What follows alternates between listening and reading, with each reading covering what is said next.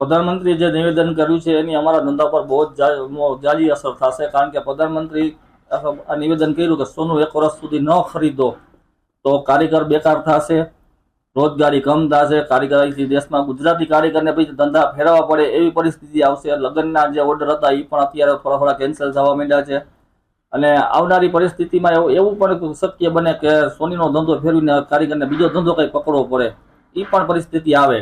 એક તો ભાવ વધારાના હિસાબે કામ 50% થઈ ગયું હતું, એમાં આ પ્રધાનમંત્રીએ નિવેદન આપ્યું એટલે સમજી વિચારીને જ આપી શકાય કે ભાઈ દેશને અનુલક્ષીને, પણ હવે એ 50% વાળું 25% થઈ જાય તો અત્યારે ઘરના ખર્ચા, હપ્તાના ખર્ચા બધા કારીગર ક્યાંથી પોગશે, ભાડાના ખર્ચા। અત્યારે 40% કારીગર તો દેશમાં છે ઓલરેડી અને 7% કારીગર છે। હવે જો આવું પરિસ્થિતિ રહી તો બીજા 20% બી દેશમાં જવાની પરિસ્થિતિ આવશે। સરકારને એક જ માંગ છે અમારી કે ભાઈ કંઈક આનો વિકલ્પી રસ્તો કાઢે અને કંઈક વિકલ્પી રસ્તો કાઢીને એમાં કંઈક ફેરફાર કરે।